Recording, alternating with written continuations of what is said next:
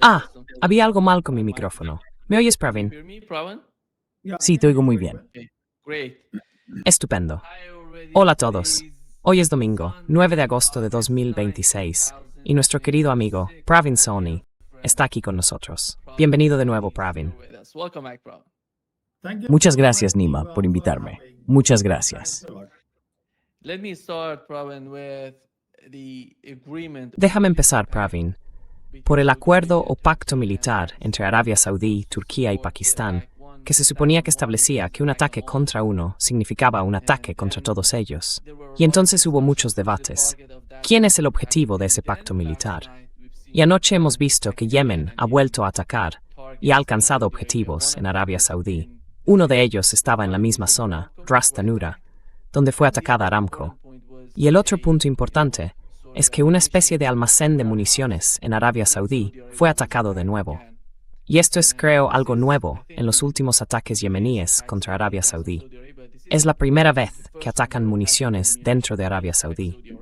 Danos tu interpretación del pacto militar entre estos países y después de la forma en que Yemen está tratando de insistir en su posición.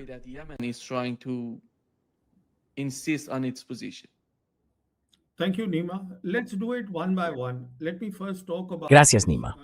Vamos por partes.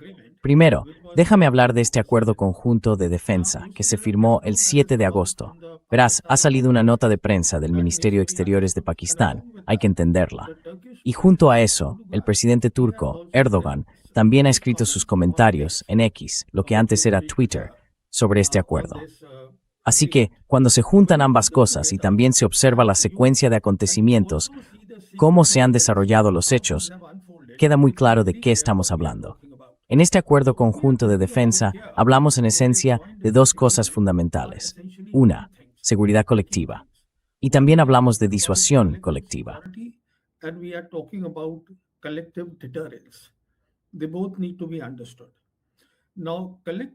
Hay que entender ambas cosas.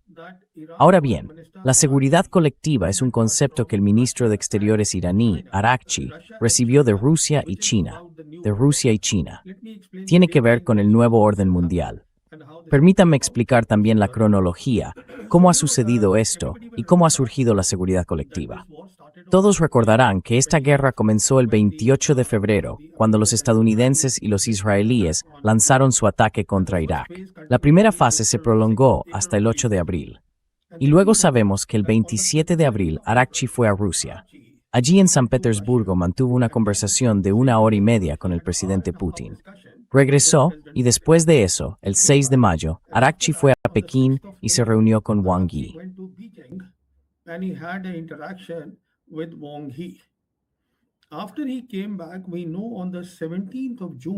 Después de que regresara, sabemos que el 17 de junio se firmó el memorando de entendimiento, y el mediador de ese memorando fue el primer ministro de Pakistán, Shahbaz Sharif. Por lo que respecta a los iraníes, lo llamaron el memorando de entendimiento de Islamabad.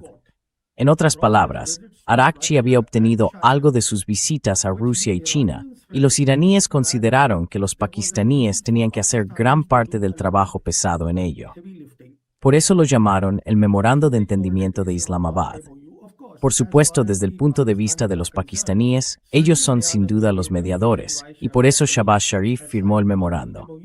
Después, el 23 de junio, vimos que el presidente Pezeshkian realizó una visita de Estado a Pakistán, donde fue recibido personalmente por el presidente Zardari y el primer ministro Shahbaz Sharif. Después de eso, cuando regresó, at that time, which is Uzbekistan youth. Once he came back, obviously there were many issues discussed there. But my assessment is what Araghchi had got. Pero mi valoración es que lo que Araghchi obtuvo de esas dos grandes potencias con las que tuvo contacto fue su visión del nuevo orden mundial. Esa fue la clave. Y digo esto porque el 29 de junio, Abbas Araghchi habló públicamente por primera vez de un nuevo marco de seguridad regional. Y mencionó dos cosas. Dijo que las potencias militares externas deberían quedar excluidas de ese marco de seguridad regional. Y dijo que este marco corresponde a las naciones de la región y que ellas deberían crear su propio marco. En otras palabras, todos los problemas regionales deberían resolverlos los propios actores regionales. Esto es precisamente el concepto de seguridad colectiva. Y esta seguridad, cuando hablamos de seguridad colectiva, es muy distinta de la defensa colectiva. It is very different from collective defense. Collective security basically means that La seguridad colectiva significa, básicamente, que tu seguridad no debe lograrse a costa de la seguridad de otra nación. Debe ser una seguridad en la que busques una seguridad relativa, no una seguridad absoluta. Y para eso hacen falta negociaciones, sentarse y hablar. Porque toda la idea de la seguridad colectiva es que tiene grandes posibilidades de traer paz a la región. Y, como dice muy claramente la nota de prensa de Pakistán, este acuerdo de defensa conjunta traerá estabilidad a la región y la conducirá hacia la prosperidad. Así que la seguridad colectiva da prioridad al desarrollo mediante el concepto de seguridad colectiva para la paz, donde se habla y ambas partes ceden a mitad de camino. Eso no ocurre en la defensa colectiva. Which is not the case in collective defense. Collective defense is what the Americans do. Collective defense is La defensa colectiva es lo que hacen los estadounidenses. La defensa colectiva es lo que tenemos en el orden actual, en el orden mundial, donde la defensa colectiva conduce invariablemente a una crisis, conduce a un conflicto. Así que esta es una parte de esta declaración conjunta. Trata sobre la seguridad colectiva. En otras palabras, recuerden también que en los meses de marzo y abril, lo que vimos fue que 4 países se unieron, las naciones Co-op, como se las acabó llamando, Turquía, Pakistán, Arabia Saudí y Egipto. Y lo que intentaban hacer era gestionar la crisis. Intentaban ver si todos los actores regionales podían llegar a un acuerdo y resolver las cosas conjuntamente. Así que todas estas conversaciones que estaban teniendo lugar ahora han quedado cerradas.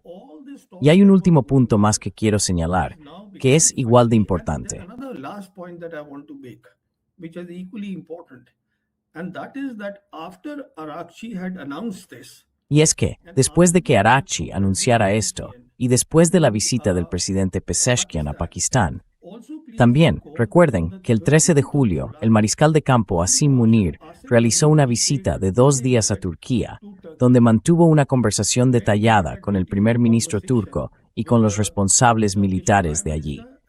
En otras palabras, era necesario incorporar por fin a Turquía a este acuerdo de defensa, que en cualquier caso era una agrupación informal, en el sentido de que era un cuarteto, así que había que formalizarlo. Lo que quiero decir es que estos 3 países se han unido y han creado una seguridad colectiva. Ahora bien, hay un desafío a esa seguridad colectiva. Hablaré de ello dentro de un momento. La segunda parte que usted mencionó. I'll come to that in a while. The second part that you mentioned.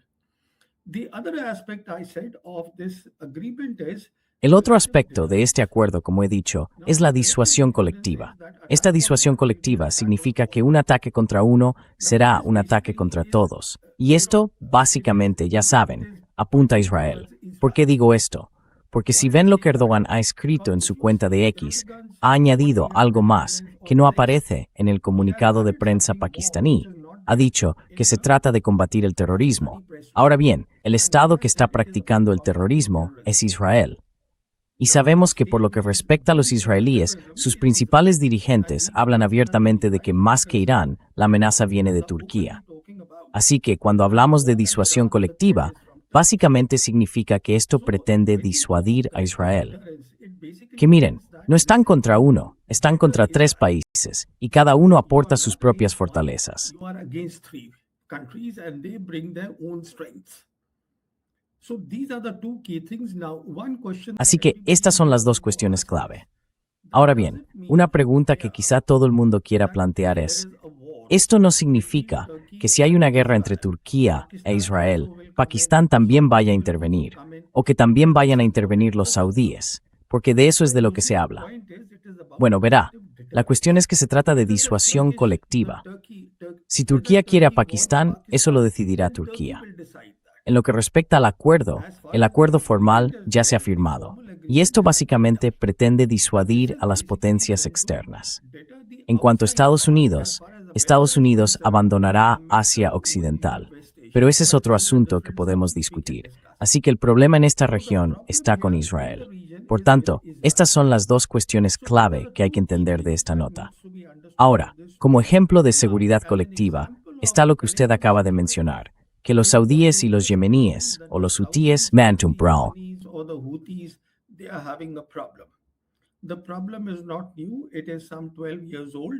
El problema no es nuevo, tiene unos 12 años. Y todo esto lo han iniciado ahora los saudíes. Incluso ahora, lo que dicen los yemeníes es que han vulnerado el espacio aéreo en las provincias de Saada y Jajá. Y esto es una represalia por lo que han hecho. Lo que esto significa es que los pakistaníes, quizá porque Pakistán también tiene con los saudíes un acuerdo de defensa bilateral que firmaron en 2025, tendrán que mediar entre las dos partes. La seguridad colectiva consiste en mediación. No consiste en ir a la guerra, consiste en ir a la guerra con países de fuera. No se trata de la región. Así que lo que hará falta es que alguien haga entrar en razón a los saudíes. Miren, ya es hora de que el nuevo orden mundial y un nuevo marco de seguridad en la región están tomando forma a un ritmo muy rápido.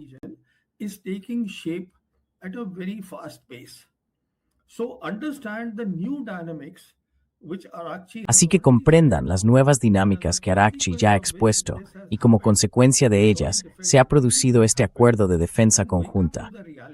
Despierten a la realidad, siéntense y hablen por fin con los yemeníes. Porque, en lo que respecta al poder militar, sabemos que hoy son muy fuertes y ya han causado mucho daño a los saudíes. Hoy, los saudíes no están en condiciones ni siquiera de exportar petróleo.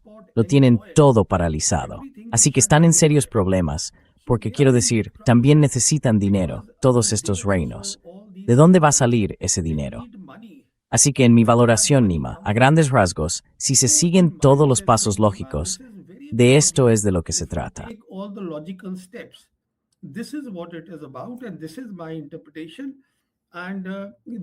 Y esta es mi interpretación. Y este es el concepto que la gente en Occidente no entiende, la seguridad colectiva. Permítame darles un poco de contexto sobre de dónde viene.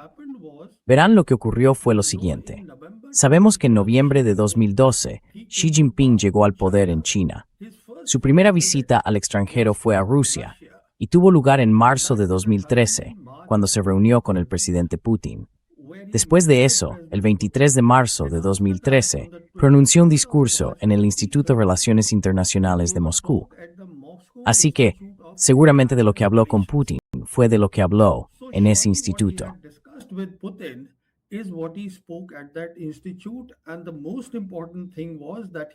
Y lo más importante fue que habló del nuevo tipo de relaciones internacionales. Esta es la visión de un mundo multipolar, en el que ahora tenemos tres grandes potencias: Estados Unidos, China y Rusia. Dos grandes potencias. Fue en 2013 cuando decidieron esta visión. Y los tres elementos clave de esa visión son los siguientes. El primero es el concepto de seguridad colectiva. Tenemos que resolver nuestros problemas de seguridad mediante el diálogo y las negociaciones, y mediante una fórmula en la que todos ganen, en la que ambas partes estén dispuestas a ceder un poco y en la que la seguridad no sea a costa de la seguridad de otro país. El segundo punto era la igualdad soberana.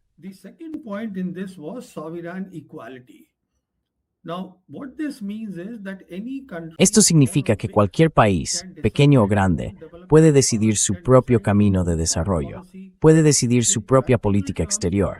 En la práctica, significa que hay muchos indios preocupados por lo que pasará después de que se haya firmado este acuerdo de defensa con nuestras relaciones con Arabia Saudí. No se verán afectadas en absoluto, porque en esta visión puedes decidir con quién quieres comerciar.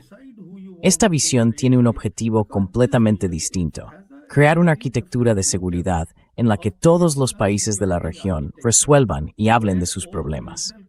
Y lo tercero era que todo debía regirse por las normas de las Naciones Unidas, por las normas internacionales bajo las Naciones Unidas.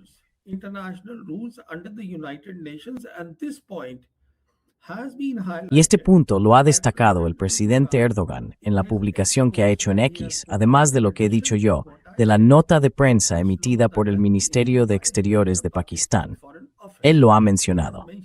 Así que lo que quiero decir es que esta es una línea de pensamiento en la que quizá Pakistán esté desempeñando un papel muy importante. Y esta es la razón por la que los iraníes decidieron llamar a su memorando de entendimiento el Memorando de Entendimiento de Islamabad. En resumen, lo que está ocurriendo es que ha llegado la idea de un nuevo orden mundial. Irán es el país que ya ha ganado la guerra. Que no quede ninguna duda, la guerra se ganó el 8 de abril. On the 8th of April. After that, the attacks that the Americans have been doing is Después de eso, los ataques que han estado llevando a cabo los estadounidenses consisten en intentar ver si ocurre lo mismo. Ya ve, cuando ya han perdido, pueden seguir haciendo lo mismo una y otra vez, pero no les dará resultados diferentes. Así que, por lo que a ellos respecta, están perdidos. Y la prueba de ello es que los iraníes se han puesto ahora muy estrictos con respecto al estrecho de Hormuz y a su apertura. Además, el iraní Arachi ha expuesto esto. Así que, por lo que respecta a los pakistaníes, ellos están haciendo aquí el trabajo más duro. Y ya hemos visto que los pakistaníes no solo los kuwaitíes se han unido a los pakistaníes y han firmado un acuerdo de defensa. En realidad se firmó en 2023, pero ahora lo han ratificado.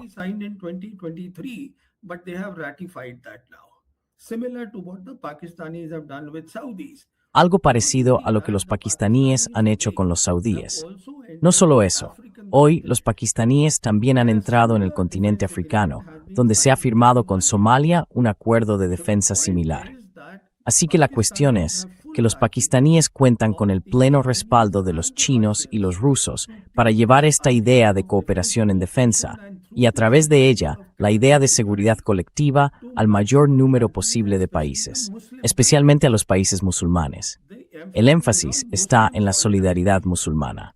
Y esto es lo primero que también menciona esta cumbre de la Meca sobre un acuerdo de defensa conjunta. Así que los pakistaníes harán todo esto y su perfil geopolítico aumentará.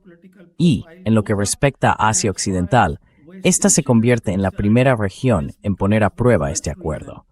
Eso es, en mi valoración, de lo que se trata.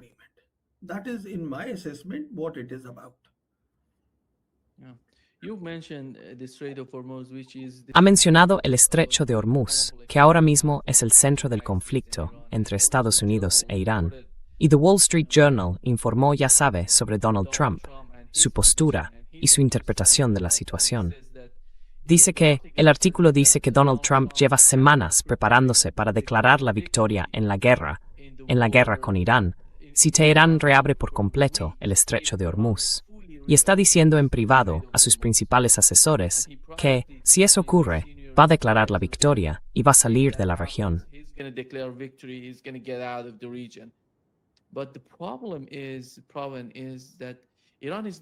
Pero el problema es que Irán no va a reabrir el estrecho de Hormuz, tal y como están sucediendo las cosas ahora mismo.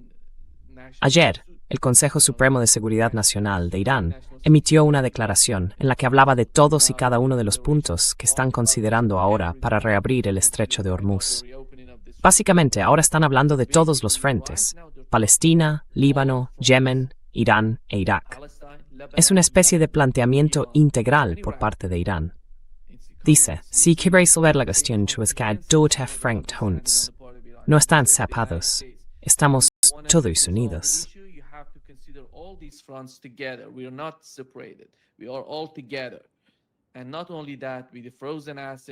Y no solo eso, con los activos congelados, con las sanciones, con todo eso, creo que con el paso del tiempo y a largo plazo va a formar parte de la capacidad de presión de Irán para presionar a todos y cada uno de los países que están presionando al pueblo iraní debido a estas sanciones. Esa es mi opinión. Pero la estrategia a corto plazo va a depender de lo que ocurra en el futuro próximo. Sabemos que Irán y Omán están hablando sobre el nuevo mecanismo en el estrecho de Hormuz. Parece que están avanzando de forma positiva. Están llegando a un punto en el que pueden acordar algo con ese nuevo mecanismo en el estrecho. ¿Cómo ve la forma en que Donald Trump interpreta la situación en el estrecho de Hormuz frente a cómo la ven los iraníes? Parece que son escenarios totalmente distintos.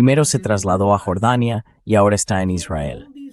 Así que todos estos países no permitirán que los estadounidenses reconstruyan en su territorio, porque eso no les proporciona seguridad, les proporciona vulnerabilidad. Y esta es la razón por la que en este acuerdo de defensa conjunto veo la posibilidad de que se sumen cada más países. Kuwait se sumará, Qatar se sumará, Egipto no podrá sumarse, porque Egipto tiene un problema. be able to join it because Egypt has a problem.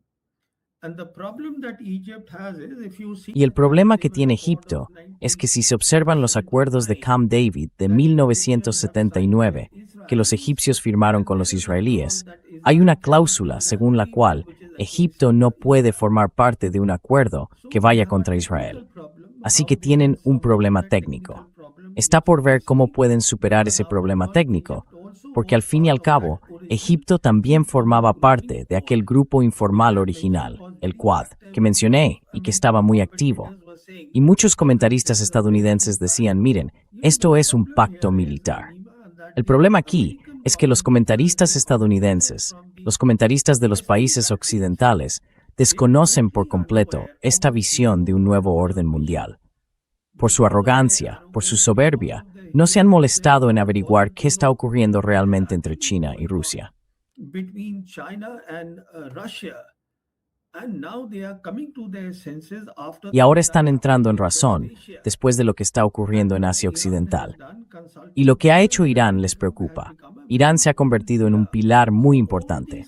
Así que todos estos países, los países del Golfo, entiendan que no van a hacer que los estadounidenses regresen y reconstruyan las bases. En mi opinión, ese juego se ha terminado. Así que, les guste o no les guste, tendrán que unirse a este marco de seguridad regional. Tendrán que comprender que esto traerá paz y que cada país podrá seguir con sus asuntos habituales, con normalidad. Eso es lo que tienen que entender. Y en cuanto a Hormuz, Irán se asegurará de que mientras no se cumplan todas las condiciones, no lo abrirán.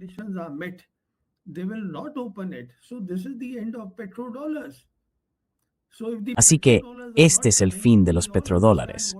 Si los petrodólares dejan de llegar, todos entendemos lo que eso significa. Y todos entendemos las consecuencias que tendrá el desalojo de las bases estadounidenses para las otras 780 bases que los estadounidenses tienen en 80 países de todo el mundo. Irán es, por tanto, el país que ha provocado un fuerte declive del imperio estadounidense. Esta es la realidad, y no hay vuelta atrás. Los Emiratos Árabes Unidos creen que pueden volver atrás. Hemos firmado un acuerdo de Abraham con Israel. Los propios israelíes entienden lo que está pasando. Y esta es la razón por la que los israelíes presionan en Washington al Congreso de Estados Unidos. They put pressure in Washington on the US Congress, and we saw that in the House when the Y lo vimos en la Cámara de Representantes, cuando se debatió el presupuesto del Pentágono para 2027, y Pete Hegseth habló allí pidiendo $1.150.000.000.000 para 2027. Tenían esa cláusula que decía claramente que el ejército estadounidense y las agencias de inteligencia de Estados Unidos debían fusionarse básicamente con las fuerzas de defensa de Israel para Asia Occidental. Así que, en lo que respecta a los israelíes, no pondrán fin a su guerra. Y esta es la razón por la que quieren ahora que el cuartel general del CENTCOM y la CIA pasen directamente a depender del primer ministro israelí. Pero esto no va a funcionar. Esa es otra historia. En resumen, lo que ha ocurrido es el Acuerdo Conjunto de Defensa. Esta formalización es un paso extremadamente positivo.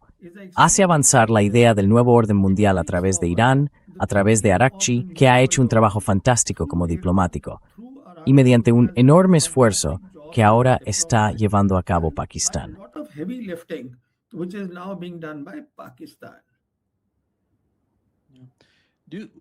Ve que Estados Unidos tiene que tomar una decisión. Me parece que después de muchos años, desde 1948, con la creación de Israel, After all, after many years since 1948, the creation of Israel, it comes to a moment in the West Asia that they have se llega a un momento en Asia Occidental en el que tienen que decidir qué quieren hacer con su gran estrategia en Asia Occidental. I don't see the No veo que la administración Trump tenga la capacidad para hacerlo, pero sí veo que el establishment está replanteándose y reevaluando lo que está ocurriendo y quizá redefiniendo su política en Asia Occidental. sort of policy ¿Cómo ve las repercusiones de lo que está pasando en Washington a medida que pasa el tiempo? in Washington as time goes by. See, if I may just give you a slightly Permítame ofrecerle un punto de vista algo diferente. please recall that Recuerde, Trump por came to favor, power que cuando Trump llegó al poder para un segundo mandato, en diciembre de 2025, la administración Trump presentó su estrategia de seguridad nacional, en la que se otorgaba la máxima prioridad al hemisferio occidental. ¿Y por qué al hemisferio occidental? Porque para los estadounidenses era importante que si querían hacer realidad el MAGA, volver a ser el país más grande de la Tierra, algo que por supuesto no es posible, primero tenían que convertirse en el hegemón regional. Y hay muchas amenazas en el hemisferio occidental. Así que, en absoluto, cuando los estadounidenses se vayan de aquí, habrá consecuencias graves. Y permítame explicarle cuál es la visión de los estadounidenses, de sus estrategas. about the understanding of the Americans, of their strategist. Everybody repeatedly talks about that. Look, Todo el mundo habla de eso una y otra vez. Mire, en lo que respecta a China, la competencia con China está en el Pacífico Occidental o en el Indo-Pacífico. No, no está ahí en absoluto. Porque la competencia, si es que queremos llamarla competencia, es con la iniciativa de la Franja y la Ruta China. La iniciativa de la Franja y la Ruta. Y esa es su gran estrategia, y está desplegada por todo el planeta. Así que, ¿dónde va a luchar contra ellos? En América Latina, en Oceanía, en África, en Asia Oriental. ¿Dónde? Y hoy si mira incluso el Círculo Polar Ártico, tienen allí un problema militar, una vulnerabilidad. Así que lo que quiero decir, Nima, es que cuando observa el panorama completo y lo que les ha ocurrido a los estadounidenses en Asia Occidental, queda muy claro que incluso tengo mis dudas sobre cuánto tiempo seguirá Estados Unidos siendo una de las tres grandes potencias en el mundo multipolar. Will remain in the multipolar world one of the three great powers. I have my doubts about that also. What is the time frame? Yo también tengo mis dudas al respecto. ¿Cuál es el plazo? Porque hasta que estalló esta guerra en Asia Occidental, me parecía bien pensar que, bueno, era algo que quedaba para el futuro. Ya no. Ahora tenemos que empezar a pensar, porque ya sabe, los acontecimientos avanzan a un ritmo muy rápido. Y ahora, en lo que respecta a los iraníes, han ganado la guerra, algo que yo ya dije el mismo 8 de abril. Habiendo ganado la guerra, siguen dando prioridad a la diplomacia y no al poder militar. ¿Por qué?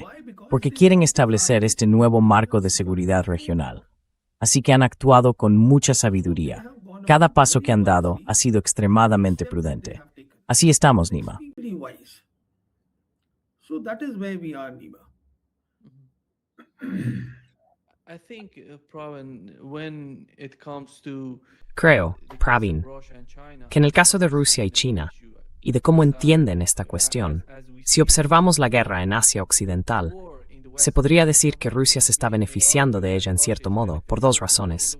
Una es que su petróleo es ahora más caro, y la segunda tiene que ver con la forma en que está luchando Irán, y con cómo Irán se ha beneficiado de la guerra en Ucrania. Porque estas armas, estos sistemas de defensa aérea, los interceptores, todos proceden de Estados Unidos.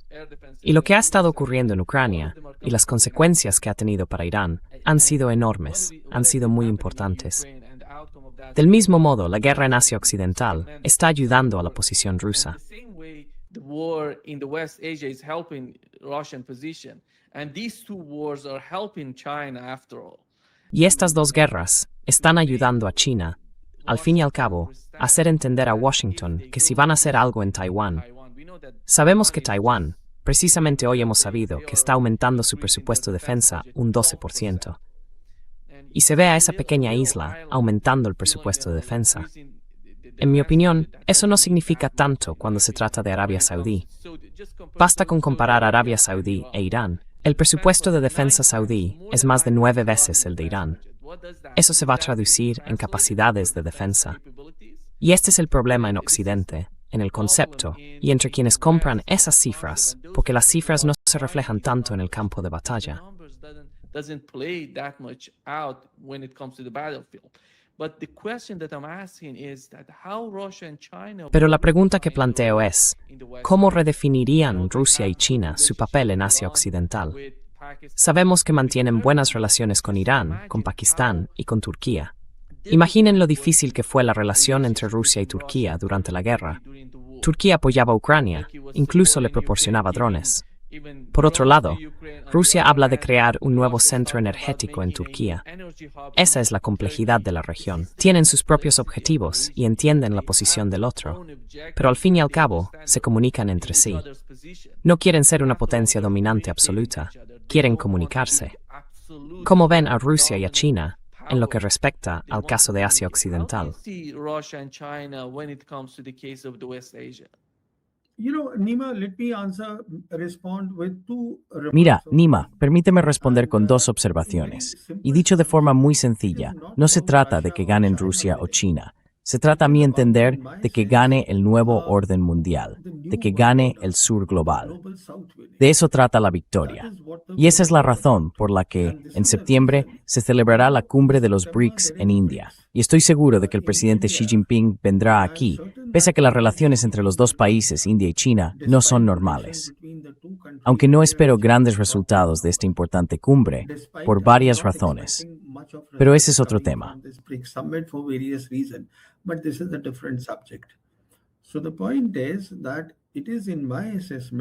Así que la cuestión es que, en mi opinión, se trata del nuevo orden mundial, de la visión que se concibió en 2013.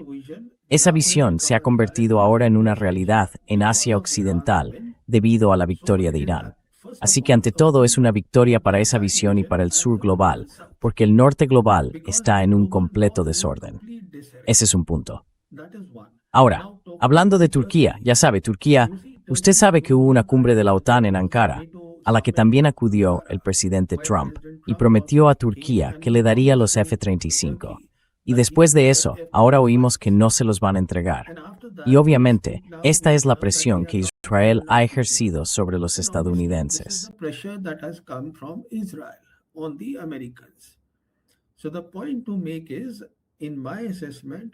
Así que la cuestión es que, en mi opinión, Erdogan por fin ha tomado una decisión. Ha entendido que si hay un problema, una guerra entre Turquía e Israel, pese al artículo 5 de la OTAN, los estadounidenses acudirán en ayuda de los israelíes. No tendrán ningún reparo en, ya sabe, hacer trizas el artículo 5 de la OTAN. Por lo tanto, ahora ha elegido estar con el mundo musulmán, porque también se está dando cuenta de que, mire, ahí es donde está el futuro. Ahí es donde está la prosperidad para Turquía. Así es como yo lo plantearía, porque China está ganando en todas partes. No se trata de ganar el sur de Asia, y Estados Unidos pierde terreno cada día porque no ha conseguido abrir el estrecho de Hormuz, y no podrá hacerlo en absoluto.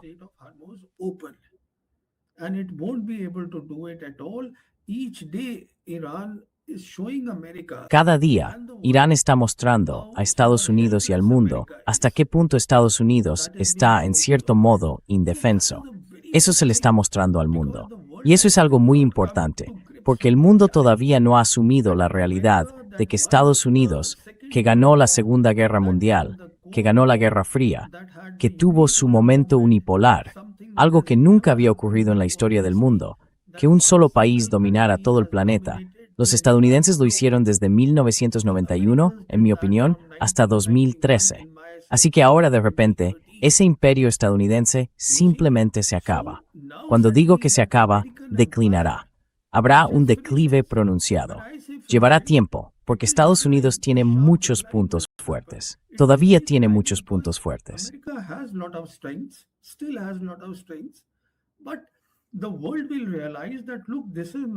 Pero el mundo se dará cuenta de que, miren, este no es el lugar donde queremos estar. Queremos estar con el sur global, y por eso sigo hablando también de ello. Cuando hablamos de RIC, Rusia, India y China, tiene dos significados. RIC, en un sentido, es Rusia, Irán y China. Y eso se debe a que esos tres países serán la voz del sur global. Y luego hay otro RIC, que es Rusia, India y China, de donde surgió BRICS. Y los chinos y los rusos siguen esperando que los indios contribuyan de todo corazón a BRICS. Algo que, por supuesto, no veo que vaya a ocurrir, Nima, bajo el actual gobierno de India, porque también ha tomado su decisión sobre dónde quiere estar, pese a que está en el bando perdedor. Pese a que, cuando hay un cambio de orden y eres, digamos, una potencia media con potencial, solo potencial, pero tienes una enorme responsabilidad. 1.500 millones de personas, la mayoría de ellas pobre. Deberían estar en desguanador, en el lado equivocado. winning side, but we have chosen to be on the wrong side. So, Nima, this is the way I see the things Así es unfolding. como veo que se desarrollan las cosas, Nima.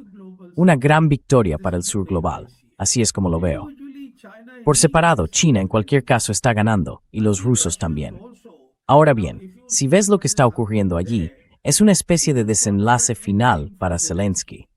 Mira, Zelensky solo sobrevive por la insensatez de los europeos, y especialmente de estos tres países, que también tienen sus propios problemas. Ya sabes, Alemania, Francia y el Reino Unido. Ellos mismos están en apuros. Zelensky fue allí, fue a la Casa Blanca, se reunió con el presidente Trump y de entrada pidió Patriots. Ahora, ¿cómo puede darle Patriots cuando ellos tienen un problema? Quiero decir, hoy, si ves a los estadounidenses, no son capaces de combatir en absoluto. Y el comandante estadounidense en Europa ha dicho públicamente, no tengo destructores que pueda destinar a eso. That I don't have destroyers to spare. On the destroyers, you have the Aegis combat system. En los destructores tienen el sistema de combate Aegis, y en él cuentan con los misiles interceptores SM-3 y SM-6. Hay escasez de ellos. También hay escasez de THAAD. Incluso estos israelíes hacen mucha propaganda de sus Arrow 2 y Arrow 3 y de la cúpula de hierro. El dinero viene de Estados Unidos. Es Estados Unidos quien les está ayudando con todas estas cosas.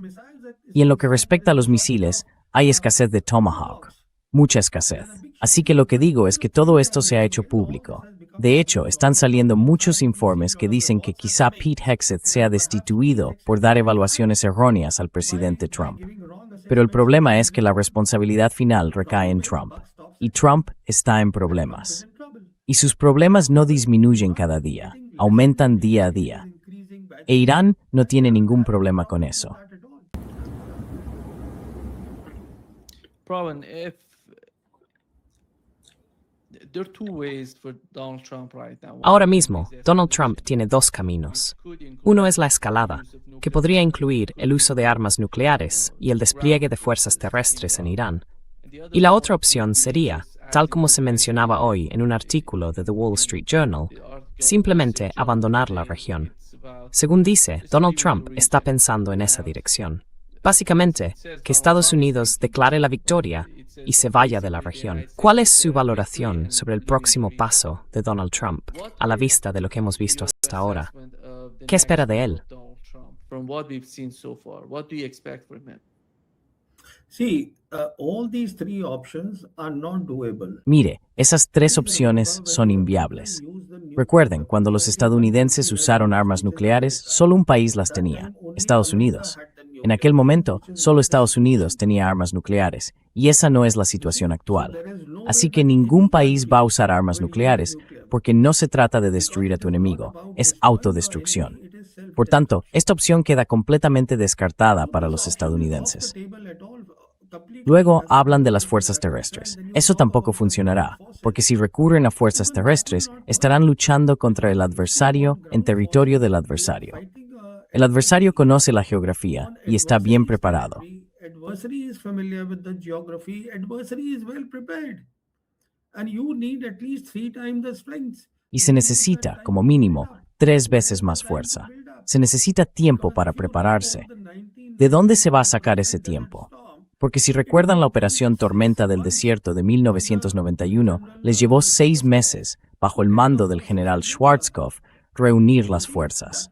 Como ven, era una época completamente distinta.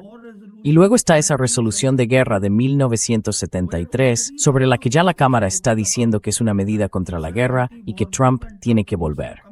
Así que, en mi opinión, ninguna de esas opciones es viable. Por tanto, la única vía que le queda al presidente Trump es calmarse, hablar de igual a igual con los iraníes, reanudar, con ayuda de Pakistán, las conversaciones sobre el memorando de entendimiento que abandonó y dejar de amenazar a los iraníes. And stop threatening the Iranians. That is the only way. I mean, he doesn't. Esa es la única manera. Quiero decir, él no quiere hacerlo porque no quiere parecer el perdedor. Pero el problema es que no es él quien queda como perdedor. En cualquier caso, Estados Unidos pierde cada día que pasa. Quiero decir, hay que pensar qué quieres hacer. Ahí es donde está atascado. Y ni siquiera voy a hablar de las elecciones de mitad de mandato, que llegan en noviembre. Ese es otro problema para él. Así que tiene que sentarse y calmarse. No tiene los medios, no tiene ninguna carta en la mano. La guerra terminó el 8 de abril. ¿De qué está hablando? Así que esto es lo que pienso, Nima. Cálmate y siéntate con los iraníes para tratar el memorando de entendimiento, con la ayuda de los pakistaníes. Estoy seguro de que puede salir bien.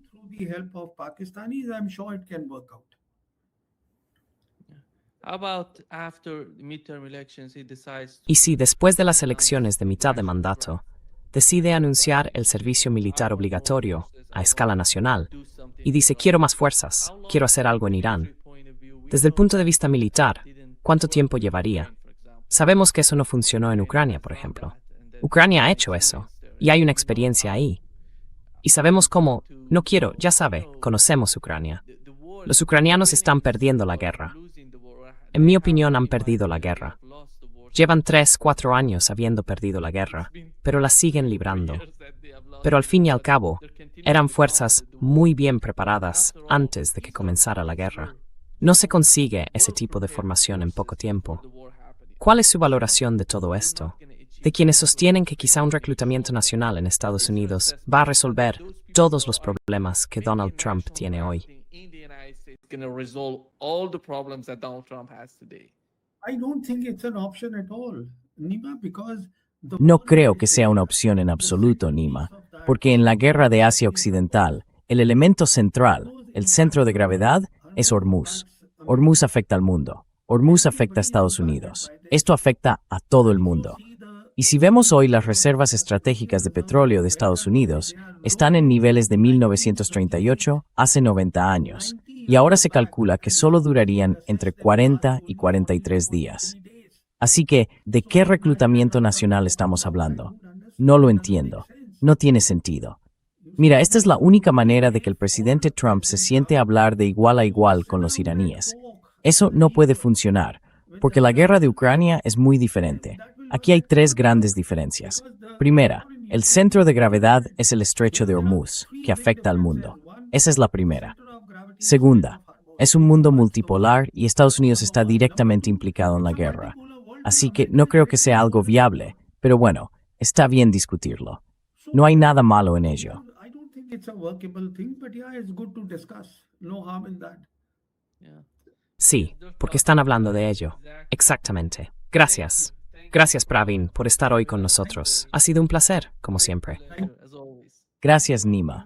Es un placer estar en tu programa. Just let me bring Déjeme mencionar su canal de YouTube. YouTube channel. Sí, gracias, Nima. Let me just Déjeme saber... No, ¿cómo? I don't know how ¿Quién cambió aquí su titular? headline here. Yeah, Sí, yo tampoco lo. Pero hará un puente. Go ahead. Your Tu canal de YouTube, channel, Pravin. Pravin. Sí. Tell us how ¿Cómo podemos seguirte en tu canal de YouTube? Porque lo tenía aquí y mencionaste que iba a sacarlo. you mentioned that. I'm gonna bring it up. yeah. So Nima, it's Force magazine. Sí, es Force Magazine Think T28. Eso es y... That is what it is, and Let me just bring it up for our audience to follow. Déjame mostrarlo para que nuestra audiencia pueda seguirte. Sé que estás haciendo un trabajo muy detallado e importante en tu canal de YouTube. He visto algunos de tus vídeos, no todos. Están muy bien preparados. Aquí podéis seguir a Pravin en su canal de YouTube. Por favor, entrad y seguidle. Está haciendo un trabajo fantástico en su canal de YouTube. Very fantastic job on his YouTube channel. thank you, Nima. Gracias, Nima. Muchísimas gracias. Muchas gracias, Grace. Adiós. Bye bye. Bye-bye. Bye.